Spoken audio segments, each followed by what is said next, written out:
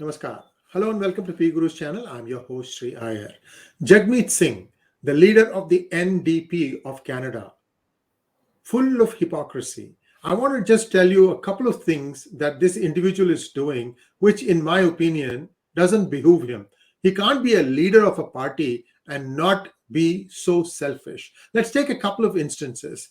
Can we have the slideshow, please? I'm just going to use a quick slideshow to illustrate my point. Here is the ongoing Freedom Convoy protests in Canada, and then there was the farmers' protest in India. Now, let's take a quick look at the numbers for these two. Next slide, please. In the farmers' protests in India, it lasted for 378 days, 11 rounds of talks, 2,731 crores, approximately $400 million of loss. I'm not counting in that the loss because of 1,000 trains being cancelled, and ruckus on Republic Day of India, 26th January 2021, when somebody went up the Red Fort and hoisted a flag. And the police were so restrained that some of them, when they were attacked using tractors, they had to jump into a moat. Several policemen broke their legs and suffered injuries. This is the kind of violence that these people said. And you know what Jagmeet Singh said? He said he's fully behind them. This fellow is a Canadian national. What is his problem? What is his affinity to what was happening halfway across the world? I'm going to come to that in just 1 second. Now, let's take a look at the ongoing Freedom Convoy protests in Canada. It started on the 27th of January, 2022. Today is 16th, so about 20 days old now. No negotiations thus far. All the accounts that these people did fundraising have all been frozen, and now an emergency act has been invoked. And what Jagmeet Singh does? He says, I fully support this emergency act. Here is the first hypocrisy of this person. In India, it's okay to take the side of farmers, whereas in Canada, where he is giving support to Trudeau, he's okay with the Emergency Act. Do you know, viewer, do you know that almost 60% of the truck drivers in Canada are Sikhs? What hypocrisy is this guy doing? On top of this, he starts saying that there are people who are waving flags with the swastika symbol. Dude, that is the hook and crows. That is not a swastika symbol. Swastika is different. You, as a Sikh, should know what a swastika is. It is in your religious books. If you don't know, I'll prove it to you.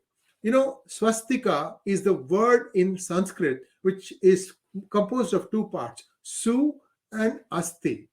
That means well-being. Su is good, and asita, asti is well-being. That means a life of well-being. That's all it is. Okay, as to how the shape came into being, here is a coin that was found in 2nd century BCE, before Common Era.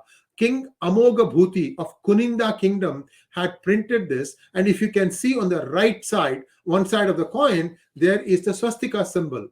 On the left side is a deer. On top of the deer, you can see two snakes, two cobras, and also there is the murti of a Lakshmi carrying a lotus. Okay, so this symbol has been around for ages, right from Rig Veda, which is still not dated.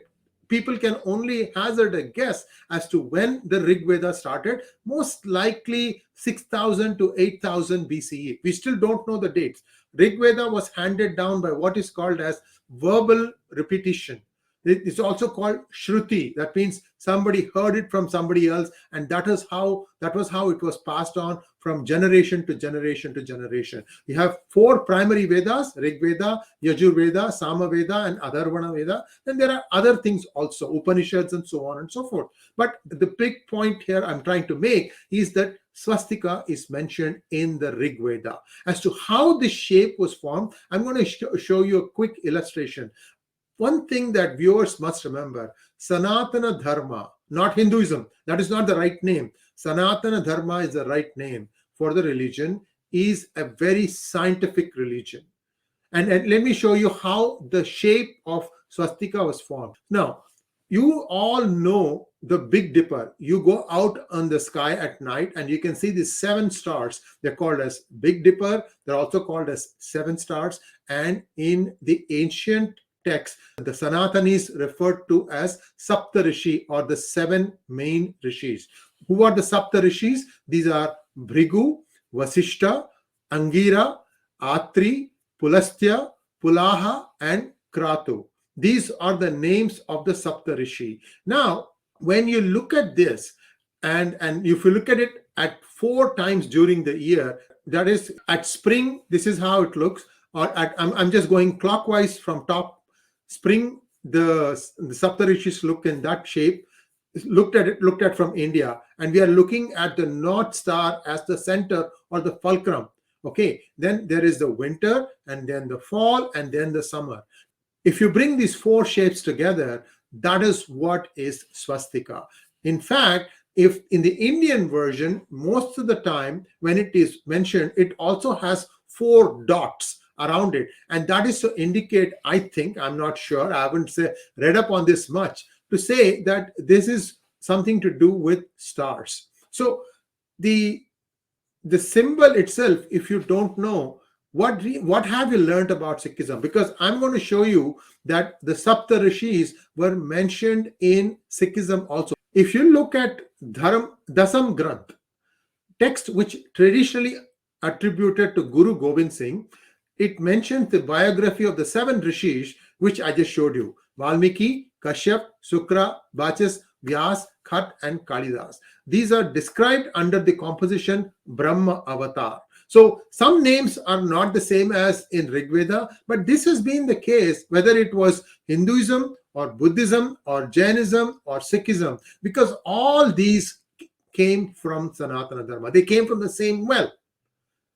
Now, if Mr. Jagmeet Singh doesn't know this, then he should first make an attempt to understand what exactly is the swastika, because this was used by everyone, including Sikhs. If Trudeau doesn't understand, he should be explaining that to him. So the reason this becomes important is when people see the symbol in Hindu temples in Canada, guess what they do? They attack, thinking that this is a symbol of racism. It is not. 𝗪𝘂𝘀𝘀, which is what Hitler used, is totally different from swastika. Many people have tried to draw parallels and say, no, they are the same thing. That is simply not true. It is my job here to try and educate those who don't understand this thing, who are ignorant. I hope I've done a decent job of it. Please understand that some of these symbols are very sensitive, and that Hindus have been using these things for many, many centuries now. And to try and conflate one with the other is just plain wrong. And as far as this Freedom Convoy movement is concerned, I don't understand why this government is coming down so hard. Aren't you going to listen to the voice of the people who are suffering? How hard is it to try and sit down with them and find out a way out of this mess? I hope wisdom prevails and that everything comes back to normal. Economies are hurting, the United States is hurting, and so is Canada. Thanks for watching. Please do like, share, and subscribe to this channel. Namaskar.